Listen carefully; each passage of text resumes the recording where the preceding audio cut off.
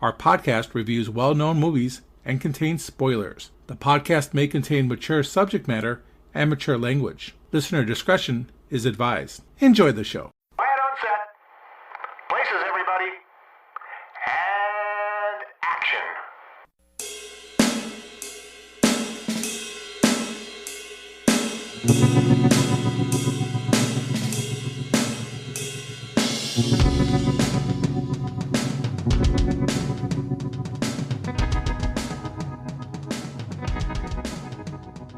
Welcome, everyone, to the Hooked on Movies podcast.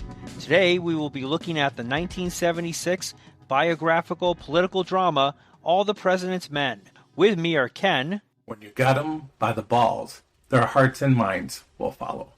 And Ted. What's the term you guys use for screwing up the opposition? Rat fucking? That's right. You were just doing the same kind of stuff when you were out campaigning for President Nixon. And I'm Eric. We're under a lot of pressure, you know, and you put us there. Nothing's riding on this except for the First Amendment of the Constitution, freedom of the press, and maybe the future of the country. No pressure. Our podcast has come a long way. I know. That we have. And that's what we're going to be talking about today is All the President's Men. Ted, give us the details of this movie. All right, so we have All the President's Men. It's directed by Alan J. Pakula, with a screenplay by William Goldman, based off of the novel All the President's Men by Carl Bernstein and Bob Woodward. It comes in with a running time of 138 minutes. It had a release date of April 4th, 1976. It had a budget of $8.5 million and a box office gross of $70.6 million.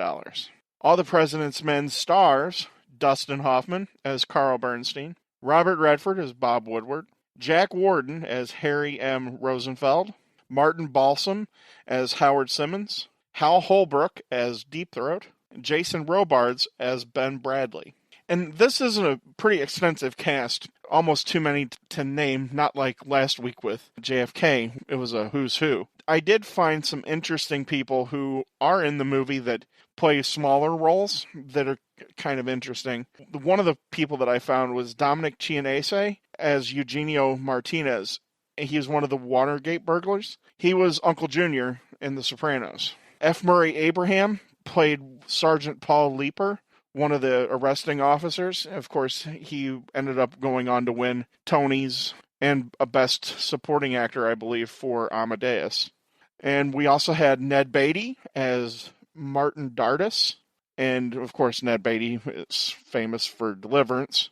Meredith Baxter was Deborah Murray Sloan, and of course she played the mom on Family Ties for so long.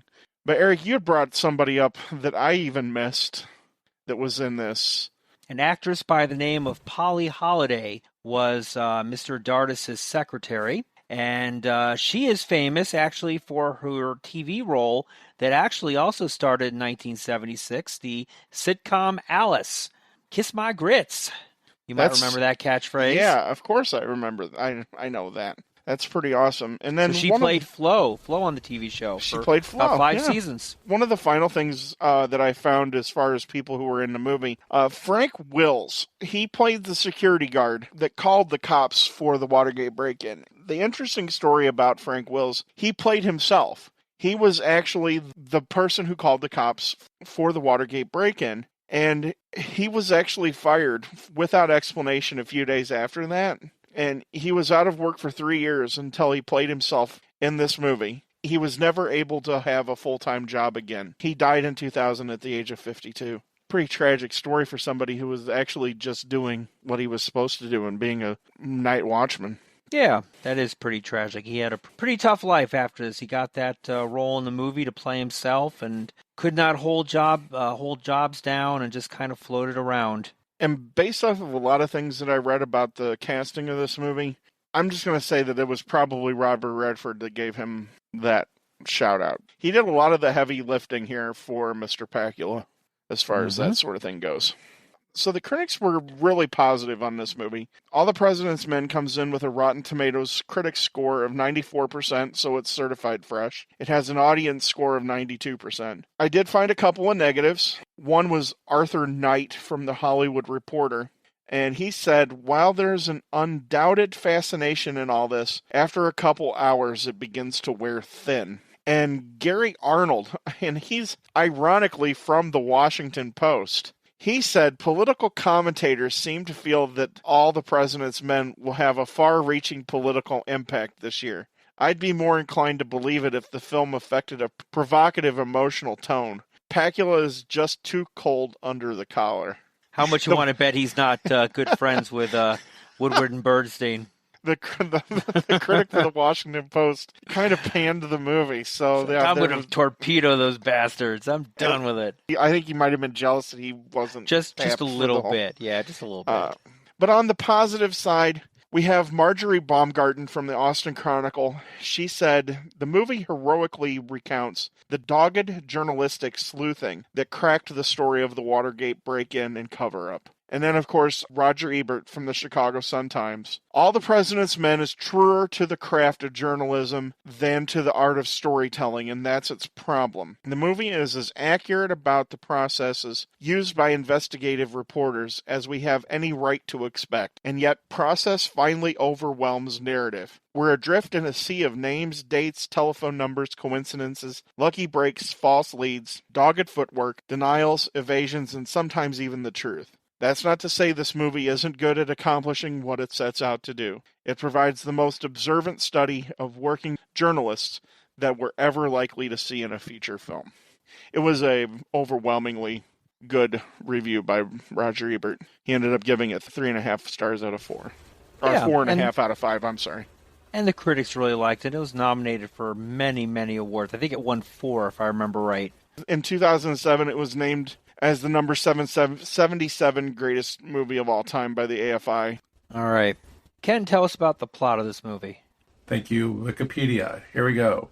On June 17, 1972, a security guard at the Watergate complex finds a door's bolt taped over to prevent it from locking. He calls the police, who find and arrest 5 burglars in the Democratic National Committee headquarters within the complex. The next morning, the Washington Post assigns a reporter, Bob Woodward, to a local courthouse to cover the story, which is considered of minor importance. Woodward learns that the 5 men possessed electronic bugging equipment and are represented by a high-priced attorney. At the arraignment, one of the burglars is identified as having recently left the CIA, and the others are also revealed to have CIA ties. Woodward connects the burglars to E. Howard Hunt, an employee of President Richard Nixon's White House counsel, Charles Colson, and formerly of the CIA. Carl Bernstein, another Post reporter, is assigned to cover the Watergate story with Woodward. They are reluctant partners but work well together. Executive editor Benjamin Bradley believes that their work lacks reliable sources and is not worthy of the Post's front page, but he encourages them to further investigate. Woodward contacts an anonymous source whom he has used before, who is given the cover name of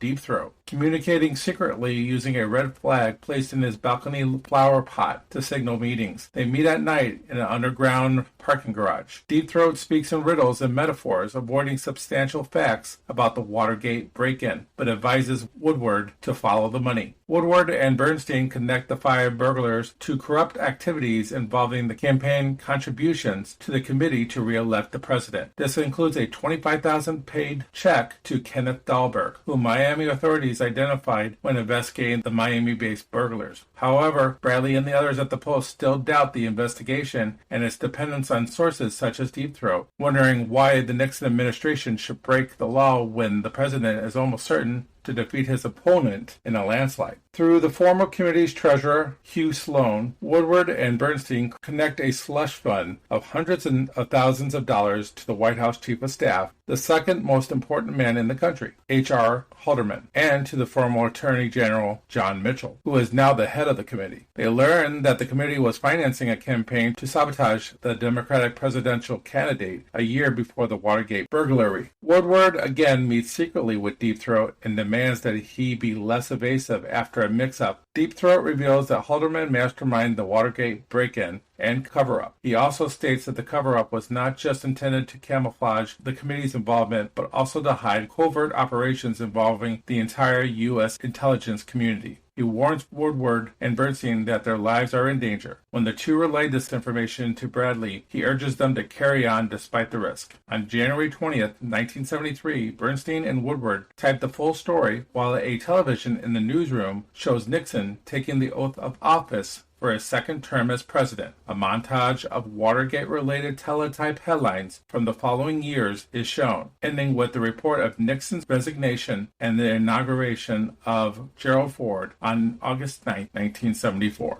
Cool.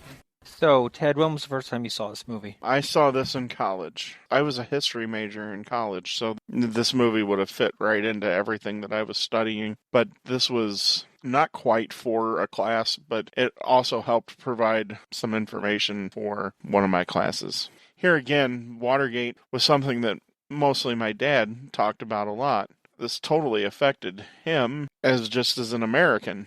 He was always very honest and open while I was growing up about just how messed up all of these people that were involved were. It's sad, and I mean, we'll get into my opinion of all these players involved. At the end of the day, that something like this would have happened. For me, I saw this in high school, my senior year. This is actually one of the few movies that I actually read the book on first. So I read the book first and saw the movie, and if you have not read the book, I highly recommend. I just bought it on Audible. Is it narrated by the authors? I believe so. In tandem? Are they just going back and forth every other word? Yeah, right. Yeah. Ken, how about you? From beginning to end, it would be this week. I had watched bits and parts here and there, catching it. It's just something I never decided to go rent out or buy. I would just catch it from here to there.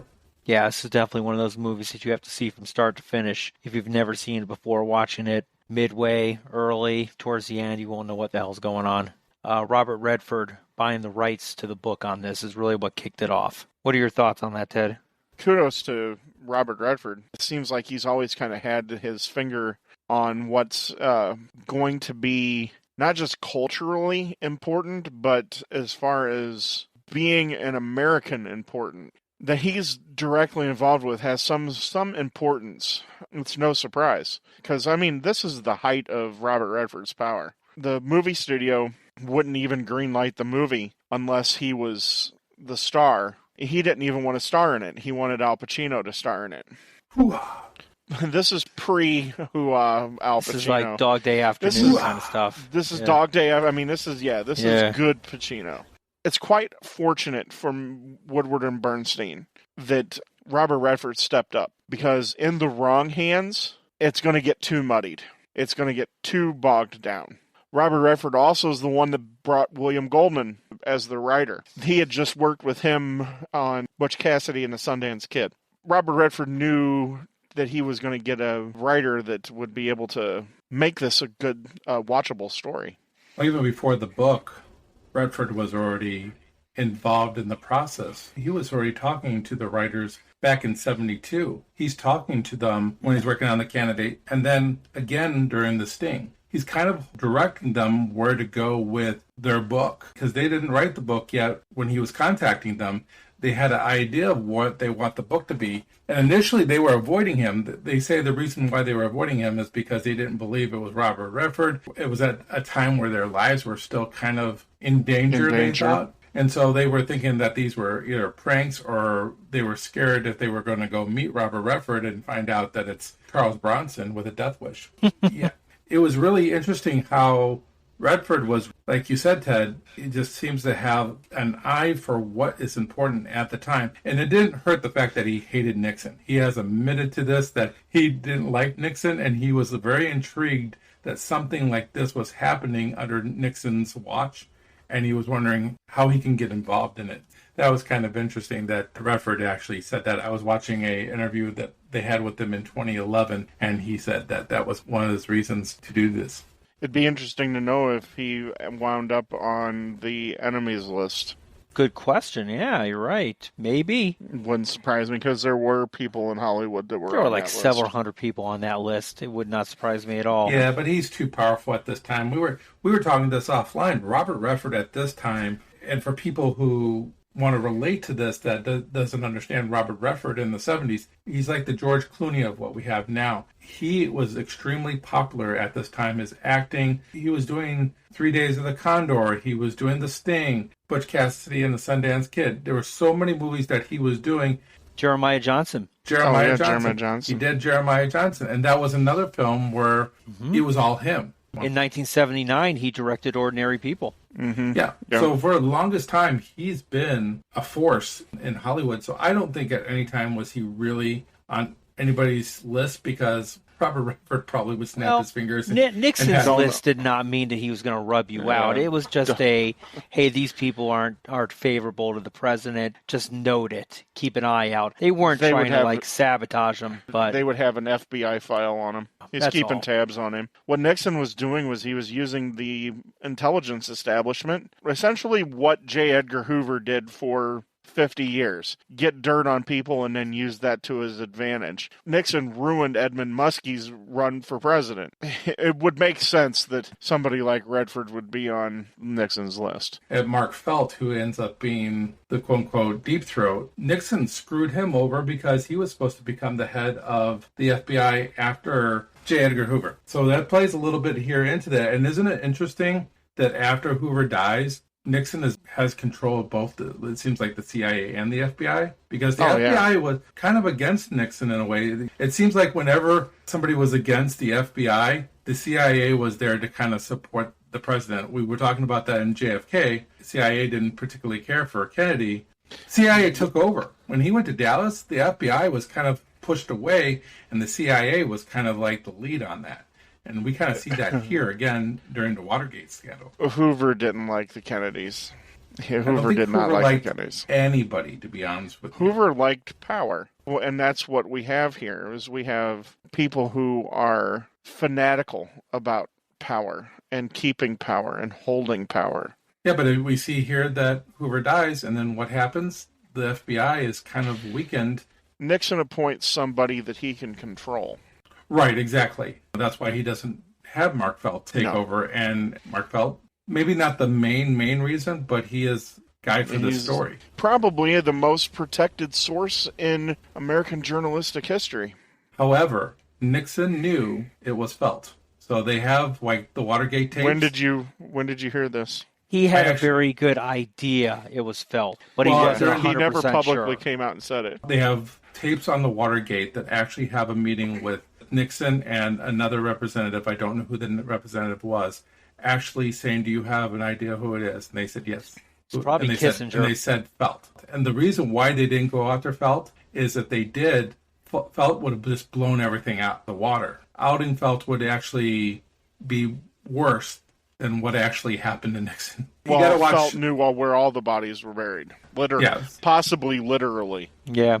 You need to watch it. I think National Geographic Channel had a special on it. I'm trying to remember who did the special, but they did play the tapes, and they did say they did know that Felt was the guy.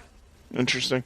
I remember in 2002 when that story broke, that Woodward came out and agreed to identify after Felt came forward and agreed to consent to say that he was the source. Well, at that time, Felt was towards the end of his life. He was suffering from a lot of medical issues, and he wanted to be known. Very interesting guy, Felt. Fascinating. Listening to him. He's one of those guys that truly put America above himself.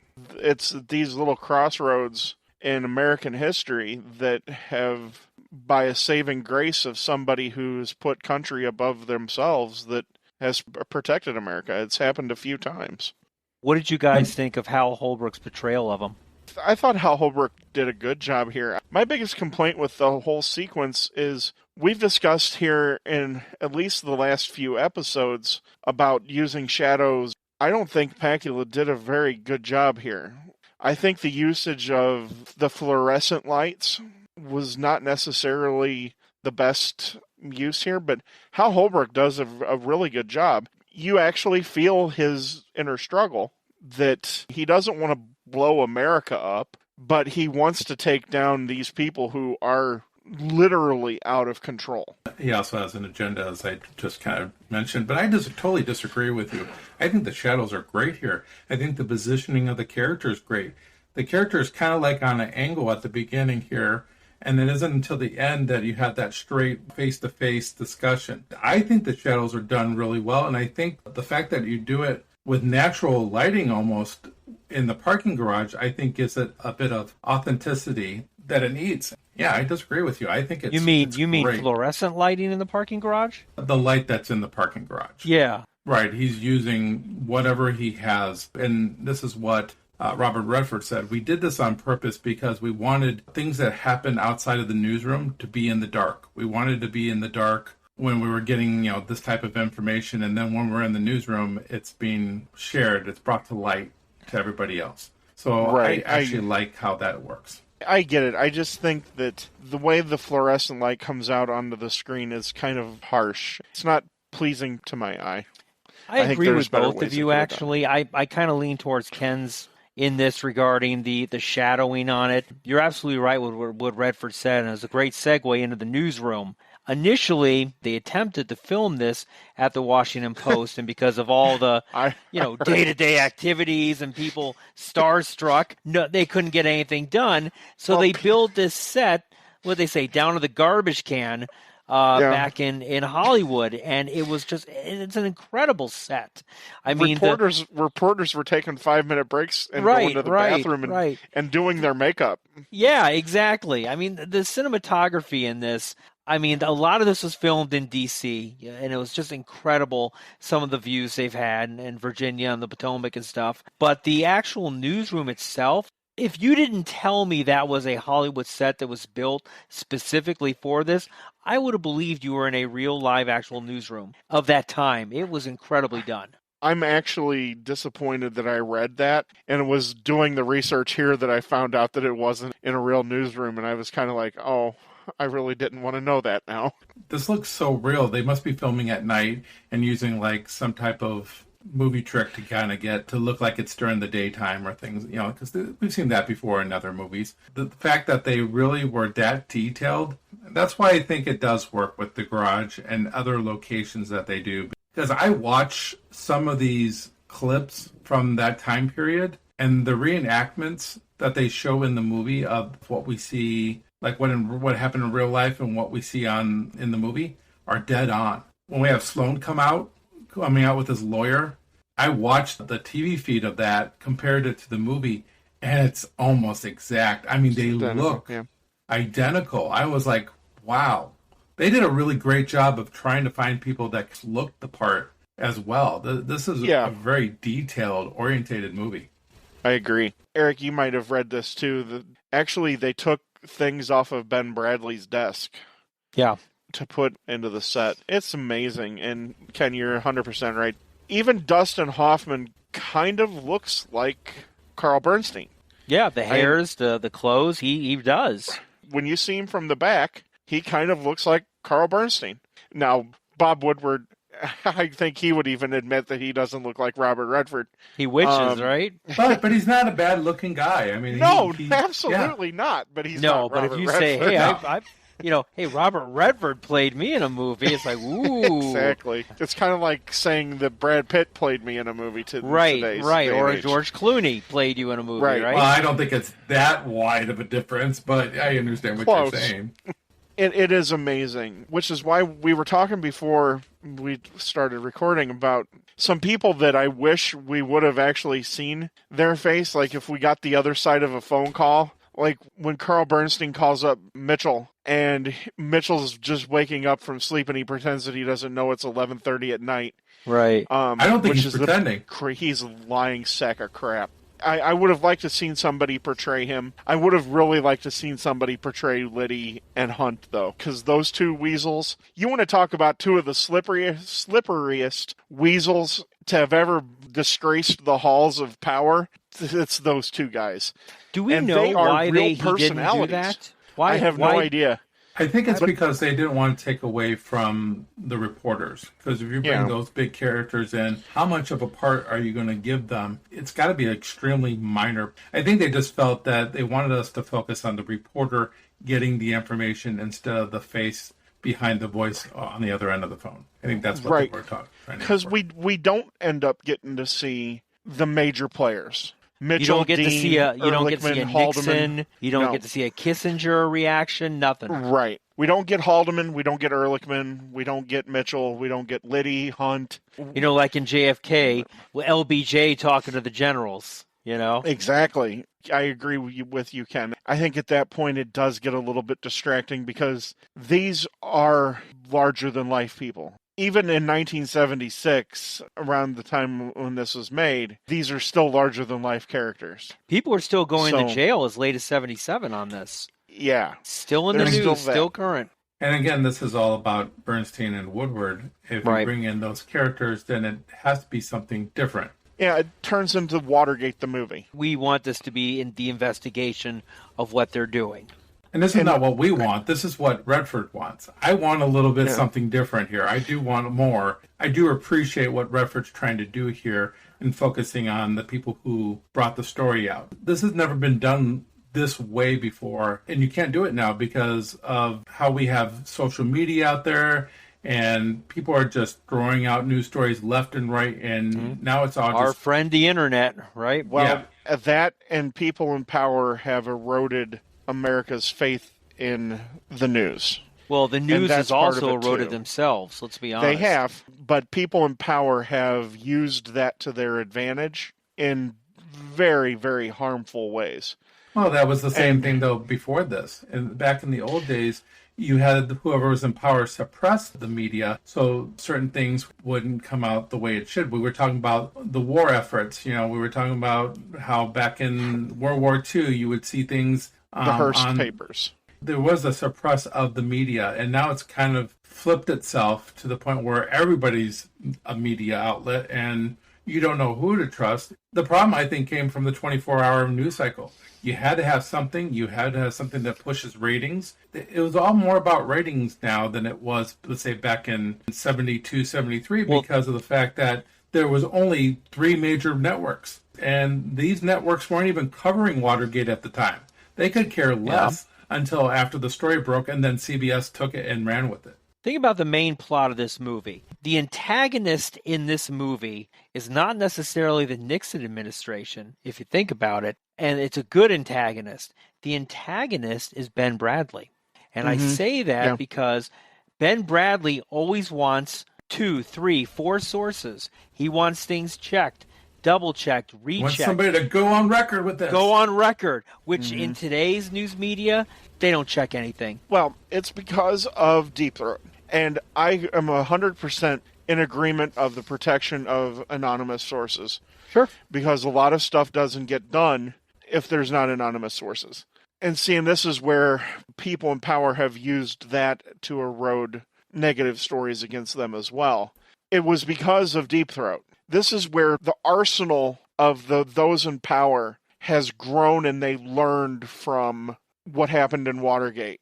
Even into the late 80s and 90s, they would have thrown Bob Woodward in prison for not revealing his sources. All you have to do is look at what happened to the 2 guys who worked for the San Francisco Chronicle when they broke the Balco story about Barry Bonds using steroids. They would not reveal their sources, and they were put in prison. Now, granted, the courts overturned it and said that they don't have to reveal sources, but all of this goes back to Deep Throat. It's the use of the unnamed source.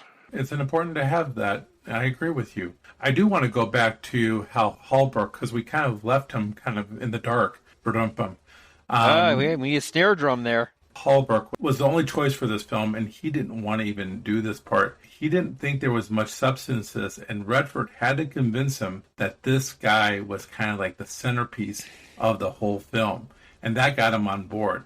Redford knew who to pick, because we see Holbrook here, but then when we were just talking about Ben Bradlee, Jason Robards was also Robert Redford's only choice, because Redford had a relationship with him. Robards was having issues health-wise, and he was just trying to make a comeback, and he was offered an opportunity, I think it was like $50,000 to play this role, and he nails it. He got the Academy Award.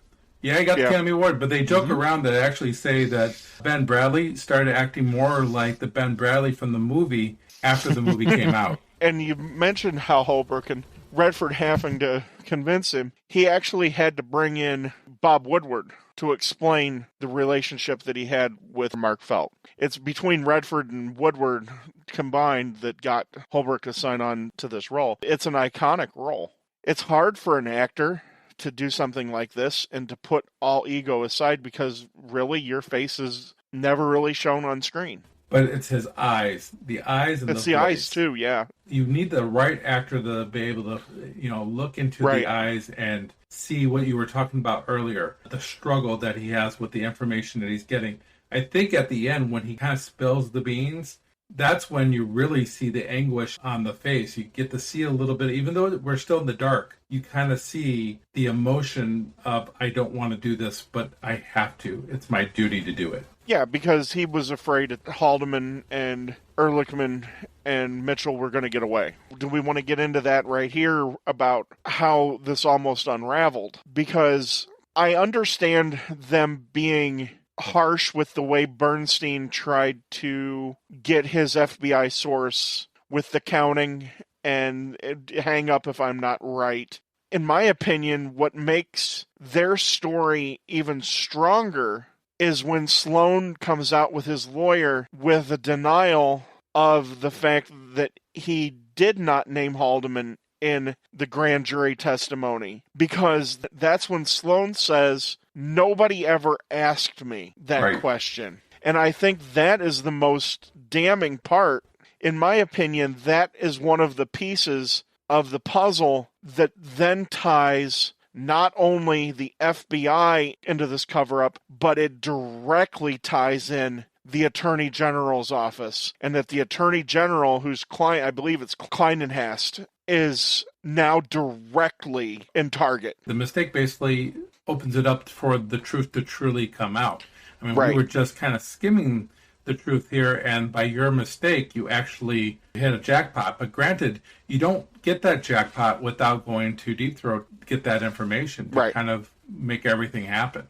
This whole thing, and not to use the parlance that was used in the Netflix series House of Cards, but this really was a House of Cards. Woodward and Bernstein were walking the finest of lines, razor-thin lines, to try to get this out there. And it could have been stopped at any particular point. It's just for the grace of God that all these things happened the way they did, because this was an existential crisis in American history. It's almost a shame that in history now we've kind of lessened what the impact of Watergate was, because now everything is something a gate.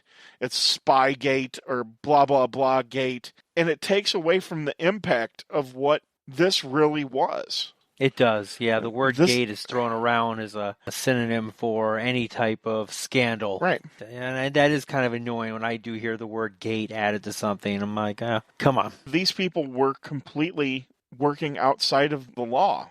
It's Hooked on Movies Gate. Yeah. Is that a thing? It's- Yeah.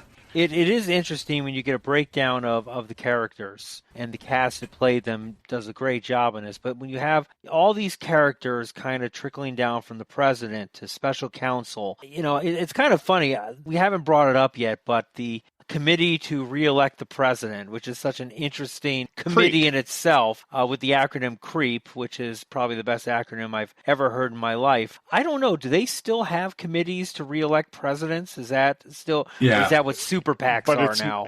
But it's not called. It isn't called No, that it's not anymore. called that anymore. No. I'm assuming there's super PACs and all that stuff. Having studied the people that were involved, they knew that they were calling themselves CREEP. Probably did. Yeah. These people, you never underestimate the complete and utter buffoonery of these people, and just complete and utter just psychos. It's kind of funny, too, if you think about it. Yeah, you had a lot of cash and a lot of slush fund, but you had a lot of checks being funneled and laundered, if you will, through banks, Mexican banks, but you still had paper trails of funds. These people thought they were so above the law that they could literally just get away with murder, and Yep. no one was watching them. They were emboldened by their own success. Liddy was emboldened by his success when they raided the psychiatrist's office in Los Angeles. That was a huge scandal. And they had a huge success when they ruined Edwin Muskie's run for the presidency by making up a fake. I never knew that calling Canadians Canucks was a derogatory term, a huge slur, but I guess it is. And they have a hockey team called the Canucks, so I never understood ironic, I know, right? why this is such a slur. Maybe they should be rethinking of changing their name. Maybe they should, right? Yeah. They were emboldened by success, and they just got sloppy. It was, we don't care anymore because we are above the law, because we own the law. We have one of ours in Mitchell, the Attorney General, and then the heat gets turned up on him. He leaves the Attorney General's office and becomes the head of CREEP. Which is interesting, too, because obviously he had his personal issues. I believe he did a little bit of jail time as well. And how ironic, too, that everyone in the movie has nothing good to say about John Mitchell. He is like one of the most hated people in this movie. Yeah, Everyone she's like, can't if you stand could him. get John Mitchell, that would be great. He's literally one of the most hated people in American history. Yeah. And he's one of the things, horrible human being. One of the things about this movie, I know we haven't brought this up yet, was the follow the money is made up for the movie. That was not part of the vocabulary of the Watergate scandal, the book, the reporting. That's a straight movie line, and it's such a famous movie line, too, that was kind of brought in there. Kind of like show me the money, but it's follow the money. It's follow the money. I didn't know that. You didn't know that? No. Oh, yeah. That is modern day usage in every political scandal, even to Harvey Weinstein. They said follow the money. Follow the money. It's amazing. Now, Woodward, Bernstein, all the people related had no issue with that being put in the movie, that liberty being taken, because it makes a lot of sense, but no one said, no, sorry, Mr. Redford, you can't put that in there. In fact, there wasn't that many liberties taken. That's why I think they were okay with it. The only thing that Bernstein and Woodward were kind of disappointed in was there was one character that was combined. And we see this happen too many times where we combine characters. Sure. They said they should have pushed harder for, and I'm forgetting the name because the character is not even played a big part of this whole Watergate issue, but is not mentioned in the film at all. They wish that they would have been able to have separate characters to give that person credit. I go back to these characters, and the one person that sticks out that I'm wondering why he doesn't get enough credit here is Rosenfield, with Jack Warden playing Rosenfield. At the beginning of this movie, he is like going to bat for them left and right. And when you hear about the Watergate scandal, the Washington Post article, you don't hear a lot about him. In fact, he just died last year, Rosenfield. But Jack Warden here does a great job in portraying him and going to bat for him because they wanted to give this to bigger writers. And he was the first one. These two guys were on the Metro. They were local DC only. Mm-hmm. That's why Woodward was sent to the arraignment hearing. He had just come off of the crime beat, and they sent him over there. And had he not heard the word, I just retired from the CIA, out of McCord's mouth, it's like, pardon me? What did you say? No, I love Robert Redford's line. He like looks down and goes, holy shit. It was like everything just opened up at that point. Right. And what's interesting is what Robert Redford does in that scene in the court, he almost has to strain to listen because they're being very quiet about that. But that's how the movie plays out. It's almost you have to strain yourself to hear everything, to catch everything. One thing about this movie, which is great and frustrating with me at the same time, it's sometimes hard to follow because people are whispering. I'll be watching the movie. It'll be very quiet. They talk very quiet and very secretive. And then all of a sudden, I hear a car peeling out in the parking garage, and it's louder than anything in the world. But they do that on purpose. They kind of do these little things here to kind of distract you so you can focus on only certain things and not on other things. That comes back to what we were talking about, I think, in JFK, where you have to kind of watch films like this to kind of get the whole picture, to kind of follow the breadcrumbs, because you're not going to be able to get it the first time around. And even the reporters here don't get it the first time around because they screw up and they have to backtrack and they have to talk to Deep Throat and get the right information and move forward. Because I think one time watching this, I think we would have wrong information about what happened and that we would need to go back and watch it a second, third time to get the right idea. What is it, Jack Warden, who's walking through the newsroom? He's like, Woodward, Bernstein, it's your case. And then they start calling him, fuck it up. They start calling him Woodstein. Yeah, Woodstein. He's like, Woodstein. Weren't you supposed to fire him last month? Yeah. But he's such a But- great character. I think he's underappreciated in the history books because I think he's really the first guy to really make the story work for these writers. And I like Jack Warden in general. We get to see him in Heaven Can Wait later on with Warren Beatty. But he is a phenomenal actor. And Used Cars. Used Cars is Used another Cars one. Yes. is great. Dual But he does- roles. It's just really great to see somebody going for back. Because throughout the whole movie, well, I shouldn't say the whole movie, but throughout the first half of this movie, none of these guys want to move forward with this. They think it's a dead issue. Nobody cares about Watergate. Even Bradley says half of America has never even heard of Watergate. When they're all in the room there, the editors going over what stories to put in the paper for the Right. day, what positioning. It's not even mentioned at first. But then as the guys walk out, he asks the one guy, who I think is on the world desk, his opinion He's of the it. world editor. That conversation between him and Bradley is very interesting, the way, because I think a lot of people in America thought the same way. And it's the existential question that we have to have as a viewer, but also as a person just living in America. He speaks for them. Why would they do this? He's polling so far ahead of McGovern. We ultimately know what happens. It's one of the largest victories in the history of the United States. I It mean, was, up until 84. He only carried one McGovern- state. only carried Massachusetts. There was no reason for it. It was just because they Ego. wanted power. They had wiretapped and stolen documents out of a psychiatrist's office in Los Angeles. They torpedoed his presidential run. If you hear John Dean talk about what this was like, he sums it up. Nixon had a maniacal desire for power and control. It was a thirst that could never be quenched. So one of the fascinating things about this movie is we know that Robert Redford bought the book rights to All the President's Men and wanted to make this into a major motion picture. He had a cast of people that he wanted and got most of them to play these parts. One of the things that Robert Redford did that a lot of other directors, actors, people that kind of have a lot of clout in Hollywood have not done on prior movies is he really set up a relationship between the actors and the people that they were playing. There was a strong working friendship between Woodward and Bernstein, Hoffman and Redford, Robards and Ben Bradley. I remember seeing a clip of the Dinah Shore show with Robards on it talking about his relationship with Ben Bradley and the accuracy of it and how Ben Bradley was made kind of into a star himself, kind of ironic. But I wanted to really talk about the relationship between the actors and the actual people they played. And what really made this a strong, accurate, factual movie is those relationships.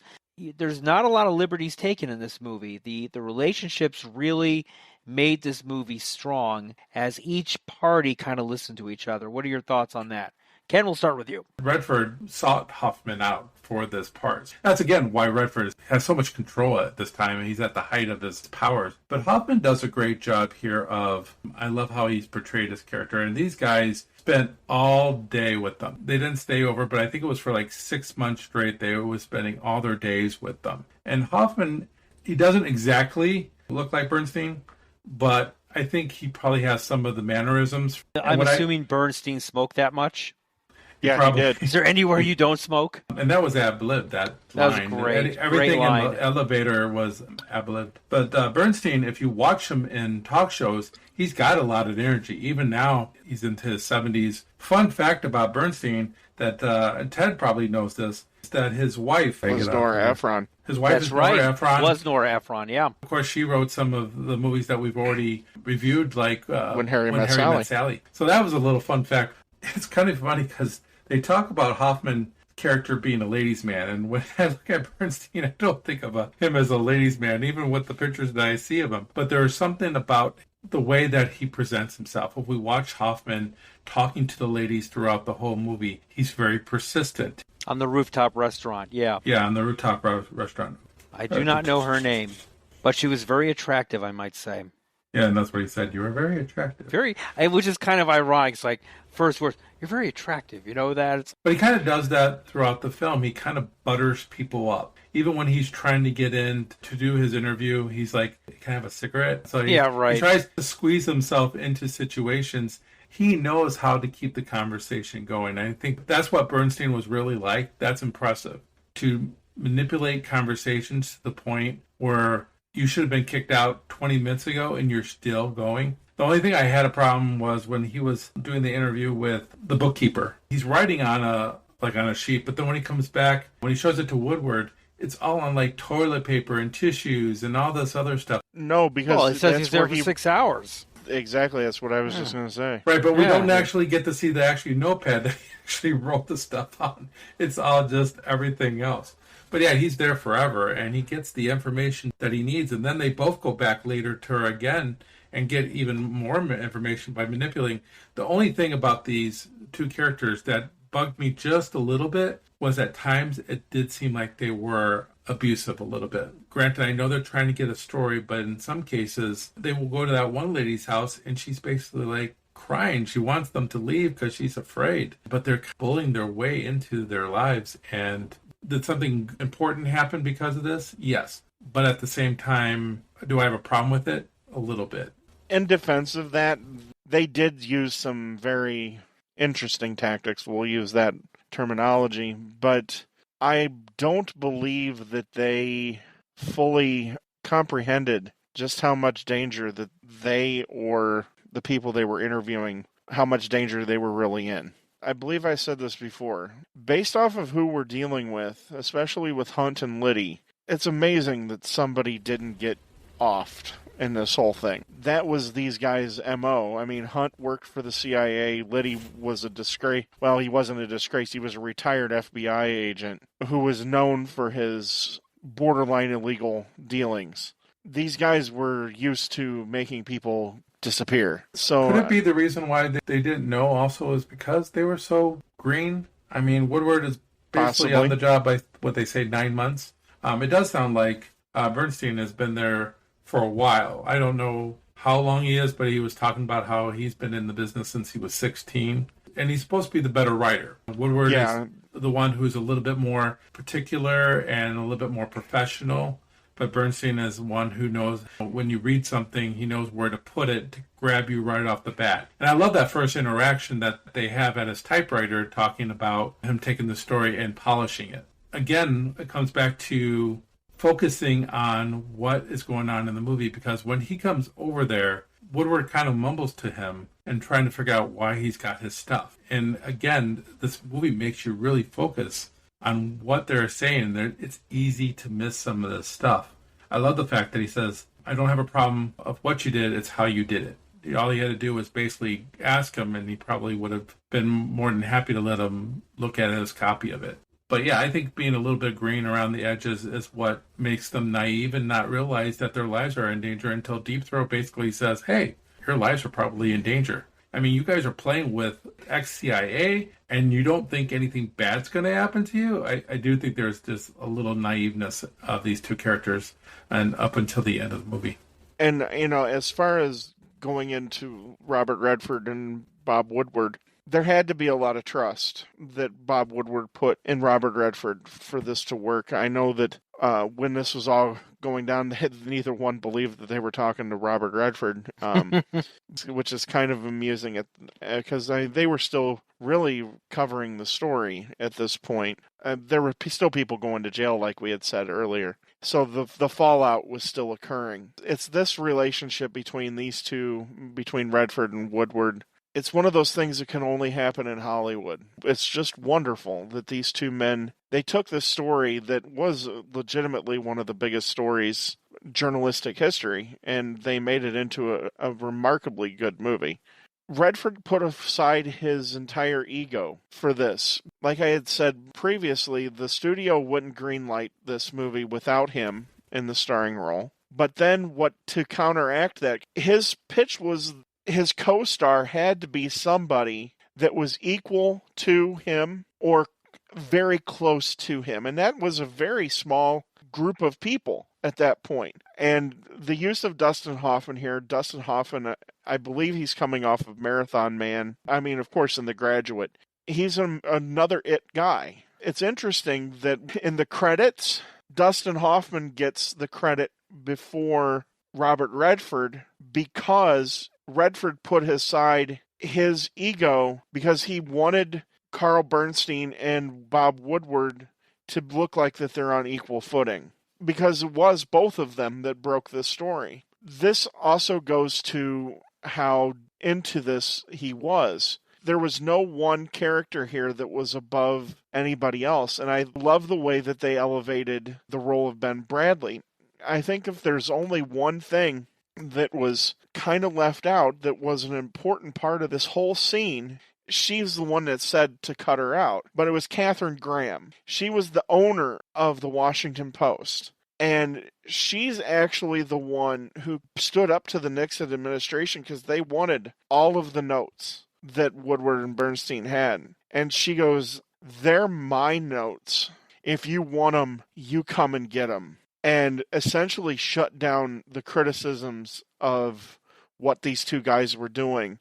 Now, granted, she said later, after she said the movie was out and everything, she regrets not having her point in there, but she's another figure in this whole thing that's kind of got left out of the lurch, because as awesome as Ben Bradley was here, she's almost as important because she's built the reputation of the Washington Post.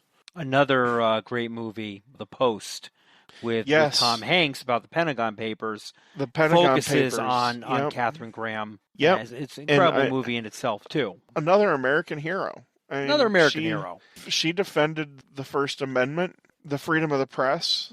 She actually, when she watched a screening of the movie, because she got to see some of it before it went out, she was like, "Is it too late for me to be added into the movie?" She was very impressed with the movie. Katharine. Yeah. You missed it. But it's all of these people combined. It's why on every issue of the Post that comes out, it says democracy dies in darkness. Correct. Yep. And the reputations of Woodward and Bernstein here and what the Post did during the release of the Pentagon Papers, it's so important. Unfortunately, the Post is a shell of itself. Well, with most its papers current are owners. now. Right, because what's happened, I know, Ken, you've decried, and I'm going to decry the 24-hour news cycle. It's hurt the newspaper industry, but what truly has hurt the news industry, the news is now siphoned out to the people through corporate speak. Corporate ownership. And whether it's NBC, which is owned by Westinghouse, CBS was owned by Westinghouse. NBC was GE. For many years. GE, right. It's all owned by corporations. And now the papers have been so consolidated into ownership in the last 10, 15 years that all the papers essentially are owned by like 2 or 3 main groups. I think we talked about this earlier off podcast. Do you think that the investigation style of Woodward and Bernstein could be done today? I know we talked about Spotlight, about the Catholic Church scandal, which is probably the only thing that really came to mind. But this is an era, this is a movie that is so at its time that it almost could never be repeated. And the one thing that's really interesting about this movie, with a movie of a scandal or a death or something of that magnitude, you're usually 5, 10, 15 years out. This movie is made, a year and a half? Probably started production in 75. You're about a year and a half outside of the actual Watergate scandal. It is still so fresh in the minds of the Americans when this movie is released, which I can't think of a recent movie of that kind of caliber. Right, and I think that's why you only have a $70 million box office. But obviously we know that this movie has gone on past that 70 million. Academy Awards is 77. We all know movies in 76. What was the big movie in 76, everyone? Rocky. Rocky, that's right. But this movie holds par. It's nominated for 8 Academy Awards that year, wins 4 of them. Let's go down the list here. We can talk about this. Best production design, it wins. Best supporting actor, Jason Robards, which I think deservedly wins. Best adapted screenplay, William Goldman, it wins.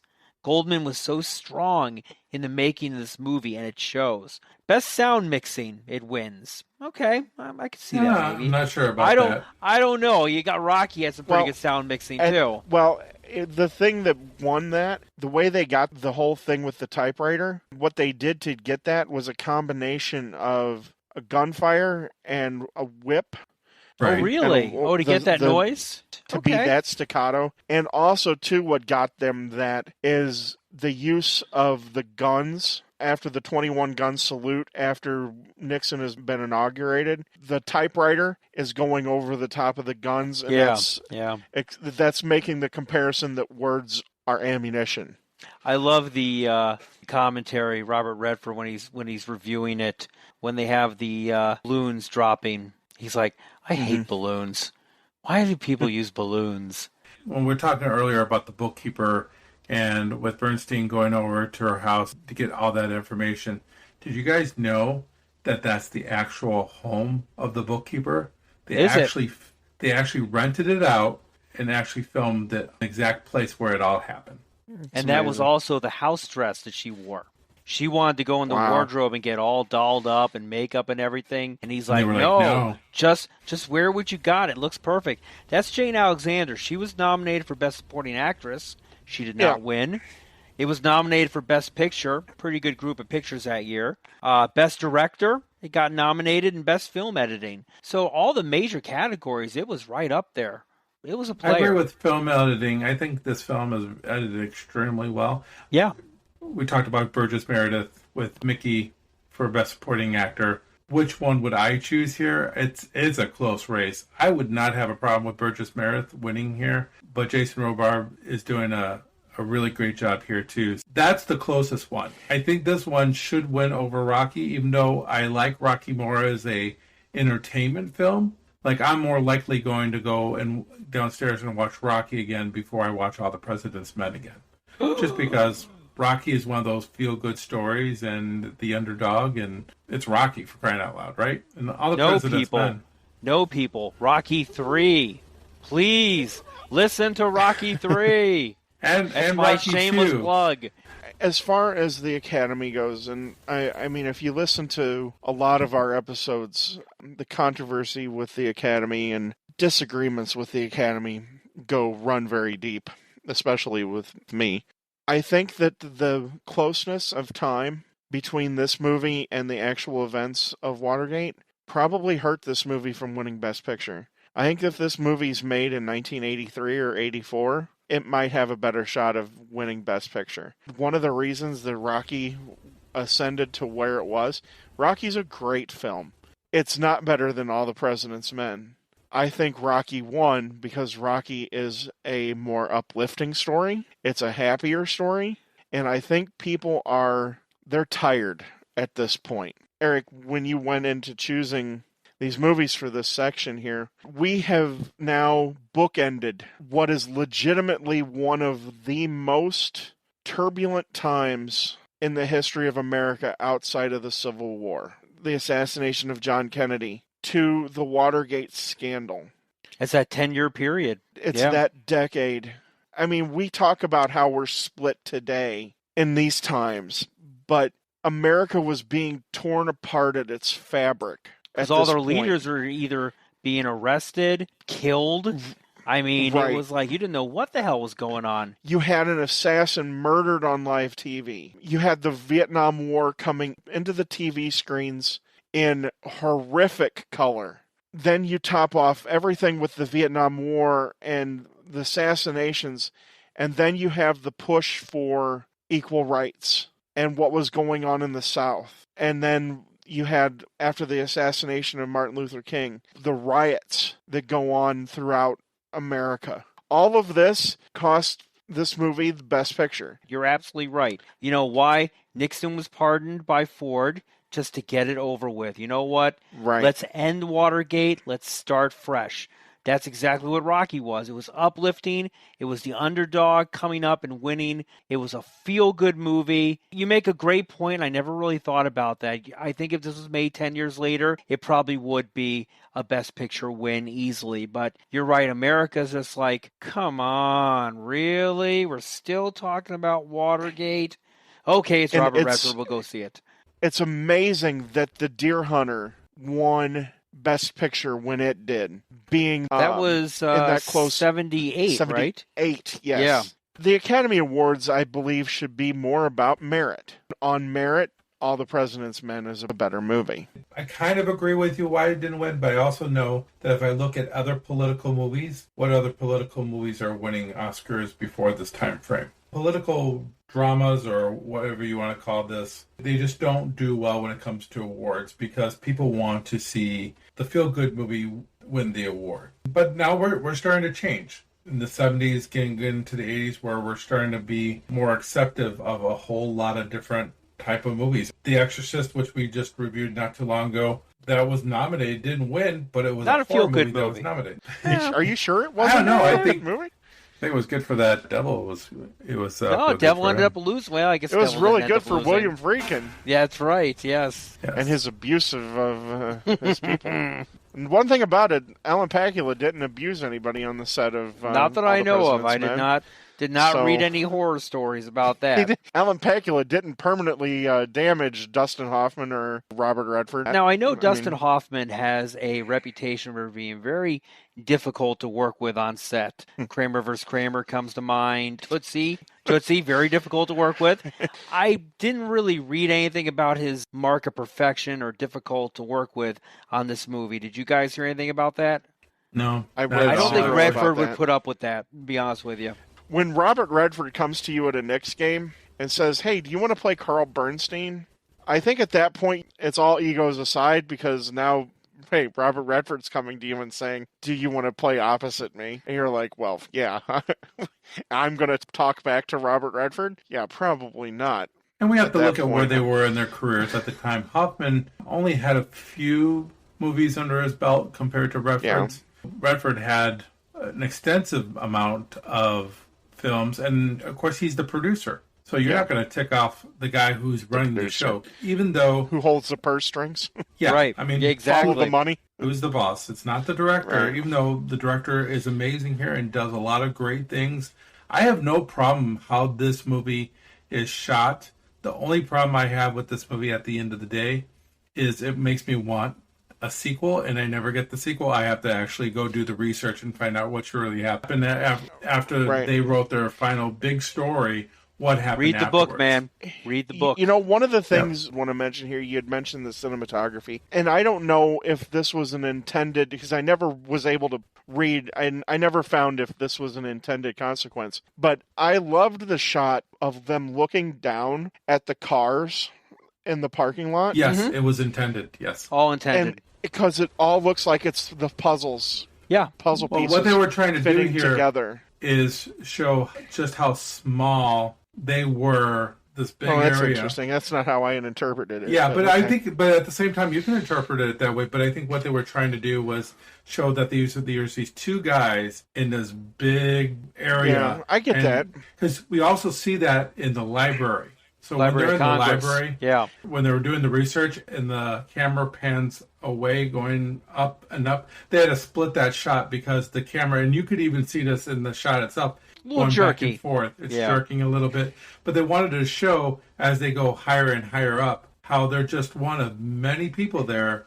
doing research on something. It could be any of us, I think is what they're saying here, is it could be anybody that can rise to the occasion and take on the government or take on whatever they need to take on and do something important. Because these guys were nobodies. Right. That stumbled upon this opportunity and they made the most of it. One thing I love about Woodward and the way that Redford portrays him, and probably for both of them, but more Woodward, is the note-taking. Them being on the phones, listening to everything. If they say, oh Jesus, or oh God, or whatever the case may be, they're writing that down. Mm-hmm. Any expression that they get, because it might mean something.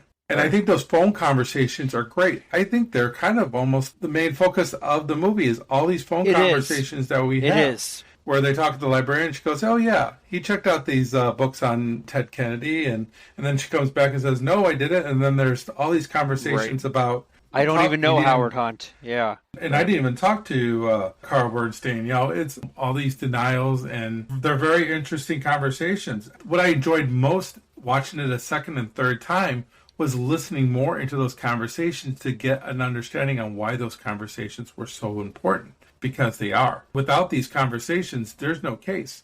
I don't care about Deep Throat because without these conversations, all you have is Deep Throat and you can't even use that. You have to have these conversations first, and Deep Throat will be there to kind of tell you, yeah, you're going in the right direction. Because that's all he was doing at the beginning here. It's fascinating. And the way that they were filming things, when you usually film something and you have a close-up of somebody, you could see them perfectly, but in the background it's blurred. They did this where they kind of split the shot so you can actually, whole focus is on everybody in the office. So you have everybody that's in the background watching the news, and you have Robert Redford that's on the telephone call. It's distracting to us as the viewer, but it's also distracting for Redford's character because he's on the phone trying to hear what he's saying while all the stuff in the office is going on behind him.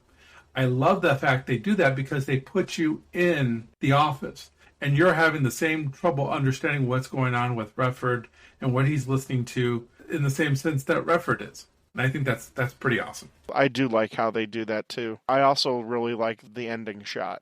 Not the final shots of the teletype. I think that's an interesting way to end the movie. But I love the final shot. You have Earl Warren on the TV. He's doing the inauguration of Richard Nixon, and you see in the background both Woodward and Bernstein are at their typewriters and they're working. Totally oblivious to it.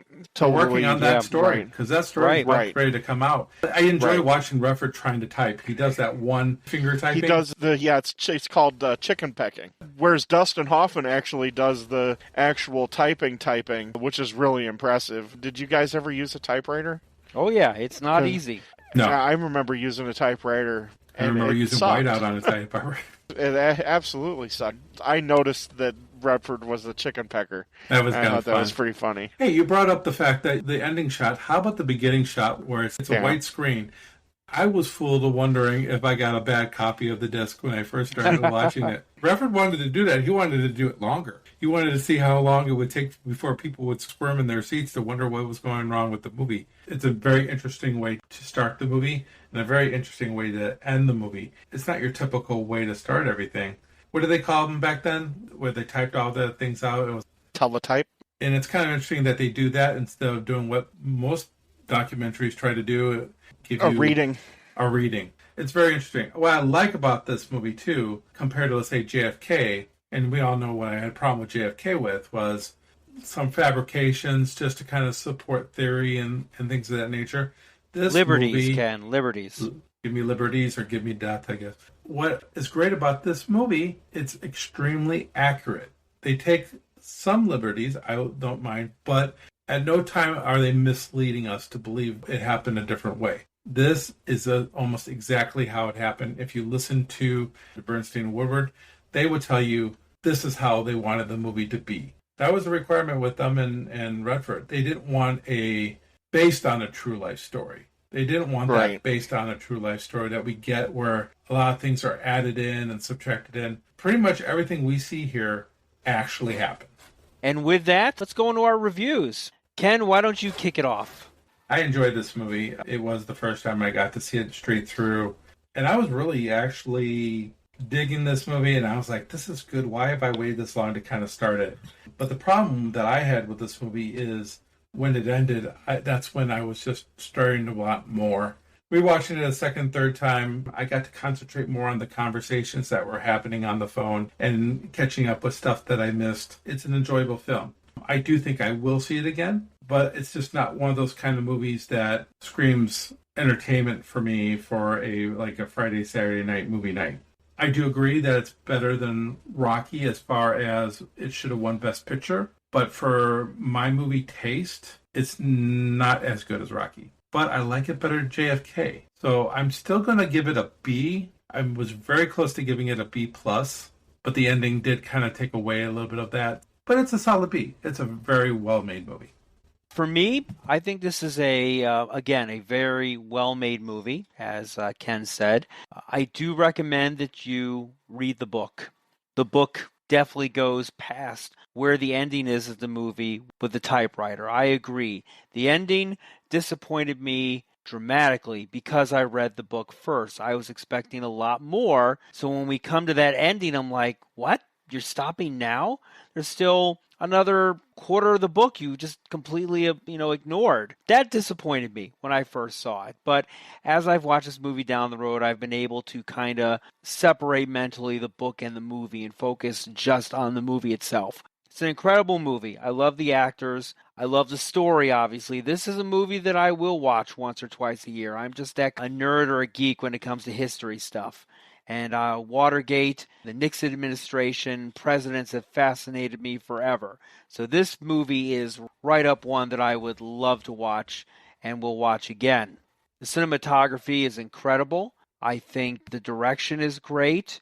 There's very few negative things I can say about this movie. The ending is really the only thing that I can say, and I understand why they did it. I wish it could have gone a little bit longer. Like JFK, I wish this could have been a 2.5 hour movie. Hell, maybe push it to 3 hours. I don't know if that would have flied, but I would have been okay with it. So for me, this movie is teetering on a B plus A minus, but as we've talked about it more and more, I'm going with my A minus review. Ted, what are your thoughts? This is an interesting part of history. I studied part of it. This is as accurate as it's going to be. I, too, am left at the end a little disappointed that all we get is the teletype at the end that Nixon resigns. I think something of that magnitude maybe deserved the actual footage of his speech when he resigns. However, though, I don't know how I can really hold it against the movie because this is a movie about Woodward and Bernstein. I hold Bob Woodward in the highest of esteem. Whenever he comes out with something, my ears immediately are attuned. To have the end of the movie be the end of Nixon almost does them a disservice because they're no longer the focus at that point. I love all of the performances here. It's superbly well acted. And the cinematography, like we had discussed and everything, not much more can be said. This movie is a solid B plus for me. This is a movie that I'll watch again. It's a movie that I'll probably watch with my daughter when she comes to learn about American history. And then I can tell her about everything that went on around this. And she can read the book. I think that it's a great vessel. Like Roger Ebert said, this is a master's class in what it was like to be a reporter. The only other movie that comes to mind that's even remotely close to this movie is Spotlight. And if you've not seen Spotlight, you have to see it because that is the First Amendment and the freedom of the press being used at its most powerful. It's awesome to watch. Actually, at the end of the day, after all of the crap, it makes you more proud to be an American because stuff like this wouldn't happen in other countries. All right. Well, it looks like we all like the movie, and I'm hoping that everyone out there has seen the movie. And again, another plug, read the book. I think you'll enjoy it. If you like the movie, you're going to love the book. Listen to the podcast first before you do anything. Always. I mean, you're at this point, you've already listened to the podcast, but if you ever said we're doing a film on our podcast and you haven't read the book, watch the movie and listen to the podcast first and then read the book. That's how Yes, I would agree. That's very good advice. All right, Ted, tell us where they can find us on Twitter. We can be found on Twitter at hookedon_movies. And of course, we can be found on any one of the podcast formats that are out there, Spotify, Apple, Anchor. And if you can, leave us a 5-star review. Write a review if you can. It helps us be able to get seen. Hey, and I hope you're all liking the new name, Hooked on Movies. Hope it's all going well for you, and definitely pass the word out to anyone who listens to podcasts, especially on movies, that us three are definitely hooked on movies. Ken, what are they saying about us on Facebook? Or you could join the discussion on Facebook. We are discussing things like Beverly Hills Cop 4 is coming around the corner. I know Ted's excited about that. God help us. I know. God help us. Shout out to my daughter, Katie, who actually worked on our cover art for our podcast. So thank you, Katie, for that. We've been doing this for a while, so we appreciate you guys with your patience, with the name change, with the Facebook change, Twitter change, all the changes that we're trying to do. But we're just trying to make this a better experience for everyone. Keep on giving us suggestions. Keep on letting us know if you're enjoying the podcast. Make sure that you rate us on whatever platform that you're listening to us on. And if you don't want to rate us there, let us know on Facebook, and we will interact. So if you want to send us a message on Facebook directly to us, we will respond to you. We are bored. We watch movies all day. We need interaction with other people from time to time. It does help. That's for sure. Well, we are going to be ending this series of movies with our last movie, another political drama, one that you might not know. The 1972 release, The Candidate, starring... Never seen it. Never seen it, right. Me Starring neither. Robert Redford and Peter Boyle. It's a very, very interesting movie. So we look forward to doing that one and many, many more in the future to come, folks. So again, we appreciate you all listening. And just a reminder, I'm not wearing pants. Film at 11. See you at the movies. See you next time at Hooked on Movies.